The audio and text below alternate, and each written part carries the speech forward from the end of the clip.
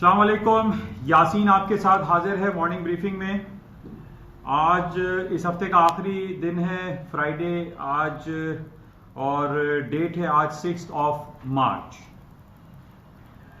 अच्छा, सबसे पहले ये कि ये यूट्यूब चैनल के थ्रू और फेसबुक पे अपलोड्स भी हो रही हैं ये तमाम क्लिप्स, और आप लोग इसको सब्सक्राइब करें। और जो प्रीवियस अपलोड्स हैं उनको अगर आपको देखना है तो आप please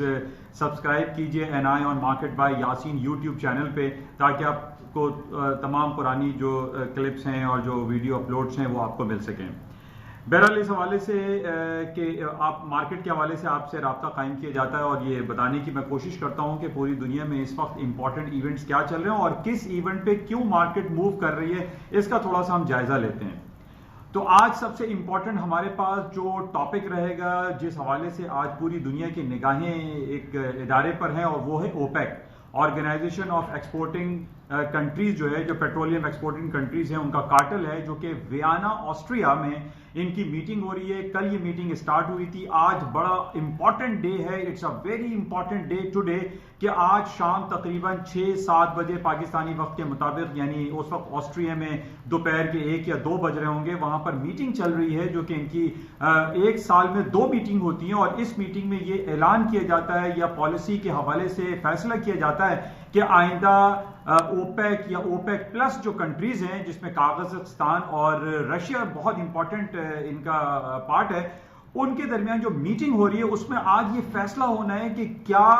OPEC and OPEC plus production को कट करेंगे या नहीं करेंगे। सऊदी अरब, जो कि ओपेक का एक बहुत अहम रुकन है, उसने 1.5 मिलियन बैरल मजीद प्रोडक्शन कट करने की बातें की हैं, और वो ये चाहता है कि क्रूड ऑयल की प्राइसेस को ऊपर लाया जा सके, और जो उनकी कंपनी है सऊदी अरामको, जिसके पिछले दिनों आईपीओ जारी किए गए, उनकी प्राइसेस को ऊपर लाया जा सके। इसलिए हम ये देख रहे हैं कि सऊदी अरब बहुत ज्यादा इसमें जो है वो इंटैक्ट दिखाई देता है, बहुत ज्यादा वो पार्टिसिपेट कर रहा है और अपना वो रूल जो है वो लागू करने की बहुत जबरदस्त कोशिश कर रहा है कि 1.5 मिलियन बैरल मजीद ऑयल की प्रोडक्शन को कट किया जाए।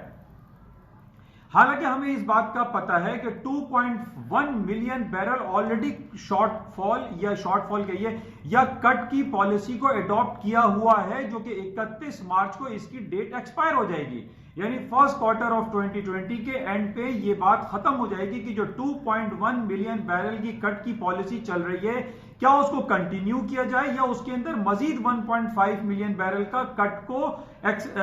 इजाफा किया जाए। यानी टोटल कट हो जाएगा 3.6 मिलियन बैरल पर डे के हिसाब से। तो ये बड़ी इंपॉर्टेंट मीटिंग है। इसकी वजह से कल से हम ये देख रहे हैं कि क्रूड ऑयल की खासतौर पे मार्केट जो है वो 46 और 47 के दरमियान इंटैक्ट है, मार्केट रुकी हुई है, इस फैसले का इंतजार कर रही है कि आया आज ओपेक में क्या फैसला होना है।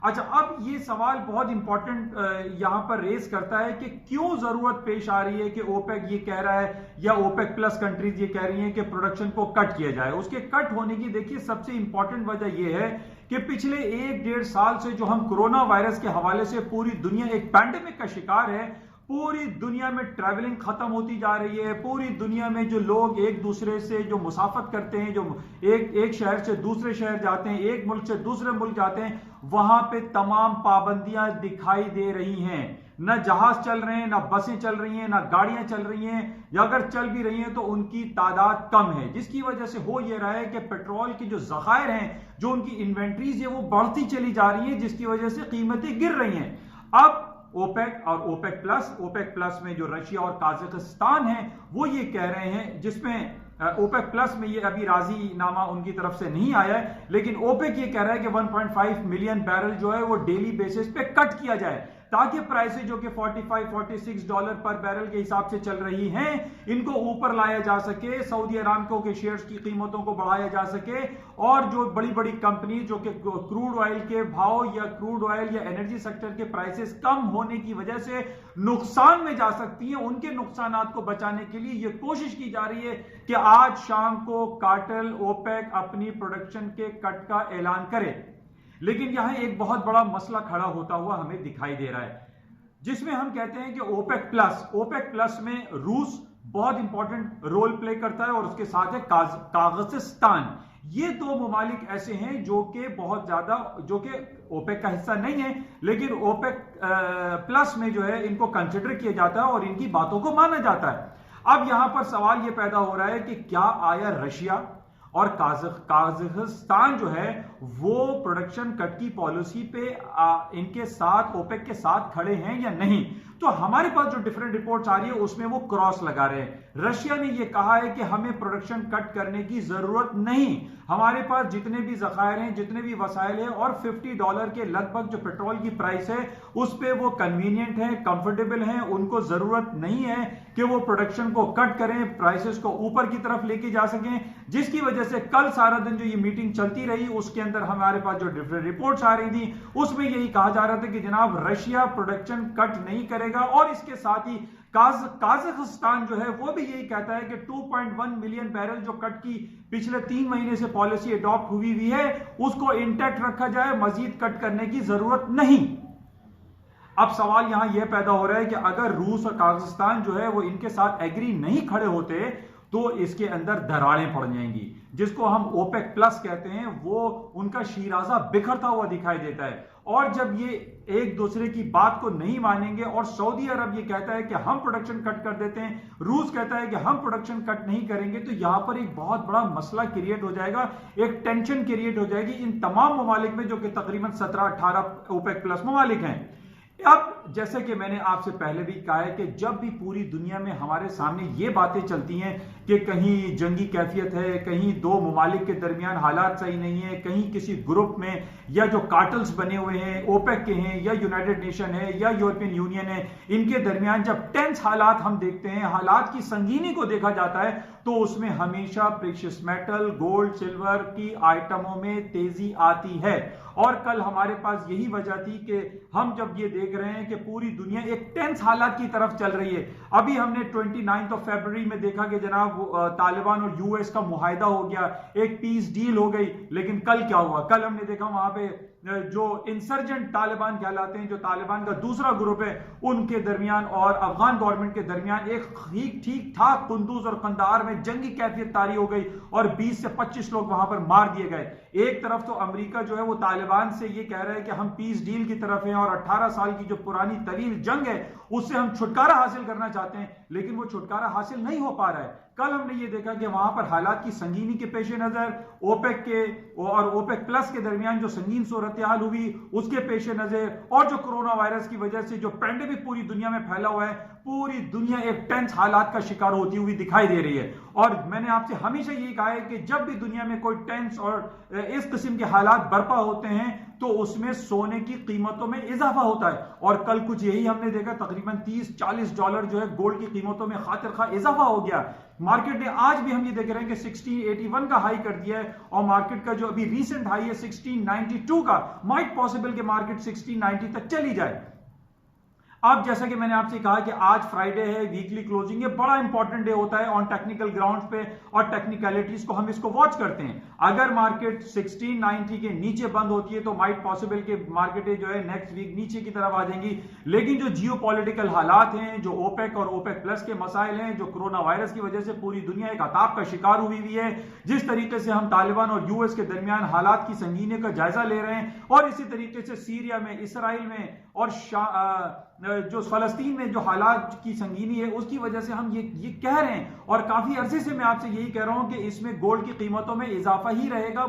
गोल्ड की कीमतें नीचे नहीं आएंगी, क्योंकि गोल्ड हम ये जानते हैं कि एक सेफ हेवन के तौर पे लोग इसको कंसिडर करते हैं। और जब भी दुनिया में कहीं एक टेंस हालात होते हैं कि सोने की कीमतों में इजाफा होता है, और यही कुछ हम देख रहे हैं। तो बहरहाल आज इस हवाले से बहुत इंपॉर्टेंट डे है कि हमें यह चेक करना है शाम तक कि वियना में होने वाली ये मीटिंग में ओपेक एंड ओपेक प्लस, जिसमें रशिया और काजाकिस्तान है, क्या वो एक पेज पर आते हैं, क्या वो प्रोडक्शन कट की पॉलिसी को अडॉप्ट करते हैं? तो ये इंपॉर्टेंट हमारे लिए हो गया है। और अगर जिस तरीके से ये कहा जा रहा है कि रशिया जो है इसमें शामिल नहीं है, काजाकिस्तान इसमें शामिल नहीं है, तो इसमें बहुत बड़ा मसला हो सकता है, क्रूड ऑयल की, एनर्जी सेक्टर की प्राइसेस क्रैश हो सकती हैं। लेकिन हमारे पास यह भी पता है कि लास्ट जो इनकी मीटिंग हुई थी ओपेक में, ओपेक की जो ओपेक प्लस की मीटिंग हुई थी, उसमें एट द 11th आवर, बिल्कुल आखिरी लम्हे में रूस राजी हो गया था। रूस ने कहा हम प्रोडक्शन कट के लिए राजी हैं। आज यह हो सकता है कि बिल्कुल आखिरी लम्हात में रूस और काजाकिस्तान इस वन पेज पर आ जाएं और वो ये कहें कि हाँ भाई ठीक है 1.5 मिलियन जो बैरल है वो हम मजीद कट करेंगे, तो यानी टोटल 3.6 मिलियन बैरल कट की पॉलिसी अडॉप्ट हो जाएगी और इसमें क्रूड ऑयल की प्राइसेस बहुत शूट अप कर सकती हैं। कल भी मैंने आपसे ये कहा था, ये क्रूड ऑयल की प्राइसेस, ये क्रूड ऑयल के भाव बहुत खतरनाक हद तक मार्केट मूव करती है। बैक इन 2005-2006 में जब अमेरिका के मुख्तलिफ स्टेट्स में हरिकेन्स आए थे, जिसमें कैटरीना और रीटा हरिकेन्स थे, एक एक दिन में मार्केट $20 ऊपर और नीचे हो जाती थी क्रूड ऑयल की। यानी उस जमाने में $40, $50, 50 से $30 एक दिन में। इट्स बहुत बड़ी बड़ी मूव्स आई हैं क्रूड ऑयल की प्राइसेस में on the basis of hurricane और कैटरीना और जो हरिकेन्स आया था। बहरहाल आज इस हवाले से बहुत ज्यादा बातें हो रही हैं। आज हमें क्लोजली देखना पड़ेगा कि ओपेक में आया प्रोडक्शन कट होता है या नहीं। मार्केट इसको क्लोजली वॉच कर रही है और जो ये कहा जा रहा है कि कोरोना वायरस की वजह से पूरी दुनिया की जो सियासी और इक्तिसादी जो सरगर्मियां हैं वो एक स्टैंड स्टिल हो गई हैं, इनर्ट पोजीशन में है, जिसकी वजह से ये कहा जा रहा है कि बहुत ज्यादा मुमकिनात में से ये बात है कि आज 1.5 मिलियन बैरल आज कट कर दिया जाए। बहरहाल इसको हमें क्लोजली वॉच करना पड़ेगा, देखना पड़ेगा कि शाम में इसके क्या रिजल्ट्स आते हैं।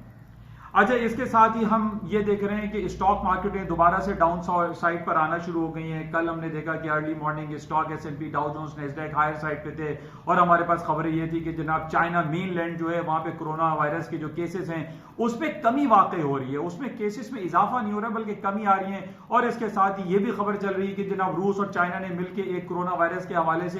एक वैक्सीनेशन जो है वैक्सीन ईजाद कर ली है, जिसकी वजह से अब ये हालात जो है काबू में आ सकते हैं। और वुहान सिटी और चाइना के दूसरे सिटी जहां पर इंडस्ट्रीज बंद पड़ी हैं, बैंक्स बंद पड़े हैं, दफातर बंद पड़े हैं, वहां पर अभी भी बच्चे स्कूलों में नहीं जा रहे हैं। पाकिस्तान में भी यही हाल है, बच्चों का तालीमी इदारे सारे बंद कर दिए गए हैं। तो जिसकी वजह से हम ये देख रहे हैं कि इसका इफेक्ट यही वजह है कि क्रूड ऑयल की प्राइसेस नीचे की तरफ आ रही हैं। बहरहाल कोरोना वायरस बिल्कुल वैसे ही बैरोमीटर हो गया है, वैसे ही उसकी इंडिकेशंस हो गई, जिस तरीके से हम महीने के या वीकली बेसिस पे डिफरेंट अमेरिका के इकोनॉमिक इंडिकेटर्स को वॉच करते हैं। आजकल हम ये वॉच कर रहे हैं कि अमेरिका और दूसरे ममालिक में या चाइना में कोरोना वायरस के केसेस क्या कम हो रहे हैं या बढ़ रहे हैं, उनकी वैक्सीनेशन आ रही है नहीं आ रही है, वर्ल्ड हेल्थ ऑर्गेनाइजेशन की तरफ से क्या बयान आ रहे हैं। बहरहाल इन चीजों को हम बड़ा क्लोजली वॉच कर रहे हैं। बहरहाल जो सूरत हाल अभी कोरोना वायरस के हवाले से चल रही है उसमें काफी पेशरफ दिखाई दे रही है, पॉजिटिविटी आ रही है, काफी इसमें काम हो रहा है कि इसको जल्द से जल्द जो है वो कंट्रोल किया जाए। अच्छा, कल अमेरिका की स्टॉक मार्केट गिरने की एक और वजह जो हमारे पास कल शाम में बड़ी खबर चल रही थी कि जनाब जुलाई और अगस्त में पूरी दुनिया में दो बहुत बड़े इवेंट होने वाले हैं। एक इवेंट तो हर साल होता है जिसको हम हज कहते हैं, हमारा सबसे अजीम ये इबादत है,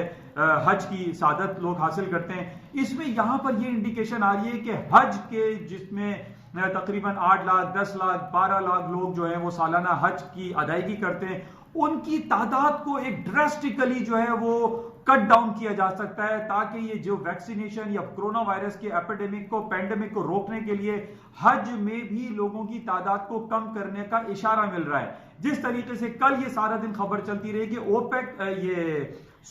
जो ओलंपिक होने वाले हैं जापान में जुलाई और अगस्त के महीने में, इस ओलंपिक को भी पोस्टपोन करने की बातें की जा रही हैं। यानी इस कोरोना वायरस के पैंडेमिक फैलने की वजह से, पैंडेमिक की भी वजह से एक टेंस हालात दिखाई दे रहे हैं और दुनिया में ये शायद हो जाए कि जनाब ये जो ओलंपिक्स जो पिछले कई सदियों से चल रहा है इसको रोका जाए और इसकी तारीख को बढ़ा दिया जाए कि जनाब वो जुलाई अगस्त में नहीं बल्कि दिसंबर में या किसी और महीने में या अगले साल किया जाए। तो बहरहाल ये एक ये फियर फैक्टर में मजीद इजाफा हो गया, जिसकी वजह से कल हमने देखा कि स्टॉक मार्केटें डाउन हुई। कल हमारे पास ये खबर भी आई कि जनाब मक्का मुकर्रमा में जो मताफ का इलाका होता है जहां पे तवाफ होता है वहां पे भी रोक दिया गया, वहां पे वैक्सीनेशन, वहां पे फ्यूमिगेशन हो रही थी, जिसकी वजह से लोगों ने जो दूर का एरिया है वहां पे उन्होंने तवाफ किया। बहरहाल ये एक फियर फैक्टर है और इस फियर फैक्टर में इजाफा होता चला जा रहा है और इस इजाफे के पेश नजर हम ये देख रहे हैं कि पूरी दुनिया की स्टॉक मार्केटें डाउनफॉल का शिकार हैं। बहरहाल इसको हमें देखना पड़ेगा कि आया इसके मजीद और क्या कोरोना वायरस के हवाले से पेशरफ्त होती है। अच्छा, कुछ करेंसी मार्केट की हम बात कर लेते हैं। 3-4 दिनों से मैं ये देख रहा हूं कि स्टर्लिंग है, यूरो है, इनकी मार्केट में काफी तेजी आई है। पिछले दिनों मैंने आपको एक टेक्निकल लेवल दिया था 1.2690 के नीचे के स्टॉप प्लेस करके स्टर्लिंग को बाय करना चाहिए। आज तकरीबन वहां से मार्केट 200 पॉइंट ऊपर आ चुकी है। जिस तरीके से मैंने आपसे ये कहा था कि टेक्निकलिटीज को भी हमें मलूज़ खातिर रखना चाहिए, यूरो और स्टर्लिंग के बहुत इंपॉर्टेंट टेक्निकल लेवल थे। अभी भी यहां पर इसकी बाय बनती है, लेकिन इसको बाय करने के लिए स्टॉप्स आपके लंबे हो जाएंगे, काफी नीचे तक तकरीबन 200 पॉइंट्स के आपको स्टॉप देने पड़ेंगे, लेकिन इसमें पोटेंशियल एग्जिस्ट करता है। यूरो और स्टर्लिंग की मार्केटें हायर साइड पे जा सकती हैं। लेकिन दूसरी तरफ हमारे पास ये भी खबर चल रही है कि जनाब ब्रिटिश पाउंड जो बैंक ऑफ इंग्लैंड है और यूरोपियन सेंट्रल बैंक है वो यूरो का इंटरेस्ट रेट माइनस में कर रहा है, 10 पैसे माइनस कर रहा है। इंटरेस्ट रेट इंग्लैंड भी अपना कम कर देगा, तो इस बेसिस पे भी, लेकिन वो वन कैंसिल अदर वाली बात होती है, क्योंकि पिछले दिनों 2 दिन पहले हमने देखा कि अमेरिका और कनाडा ने अपना interest rate 50 basis point cut कर दिया है। अब जाहिर है सारे कट कर देंगे तो उसका इतना ज्यादा इफेक्ट नहीं पड़ेगा, लेकिन यूरो और स्टर्लिंग की जो प्राइसेस हैं वो हायर साइड पे जा सकती हैं। बहरहाल इस हवाले से मजीद इसको देखेंगे और ताज़ा तरीन आज सारा दिन जो हमारे पास खबर रहेगी वो ओपेक के हवाले से रहेगी। और ओपेक में हमें देखना पड़ेगा कि क्या आया कार्टेल जो इसको ओपेक एंड ओपेक प्लस कहते हैं, ये एक पेज पर हैं या नहीं है। अगर ये एक पेज पर नहीं हुए तो तेल की कीमतें नीचे आ जाएंगी, अगर वो एक पेज पर हुए तो मार्केटें हायर साइड पे जा सकती हैं। बहरहाल इसको क्लोजली वॉच करेंगे, इंशाल्लाह राब्ते में रहेंगे। जाते हुए मैं आपसे जरूर कहूंगा कि इसको आप पेज को लाइक करें, फेसबुक पे लाइक करें, यूट्यूब पे आप इसको सब्सक्राइब करें और ज्यादा से ज्यादा कोशिश करें कि इस चैनल को फैलाएं, क्योंकि ये उर्दू सहल अंदाज में एक 5-10 मिनट में आपको पता चल जाता है कि what is happening around world. इंशाल्लाह राब्ते में रहेंगे। हफ्ता और इतवार 2 दिन छुट्टियों के बाद इंशाल्लाह मंडे मॉर्निंग या संडे नाइट आपसे मुलाकात होगी। उस वक्त तक के लिए इजाजत दीजिए। खुदा हाफिज।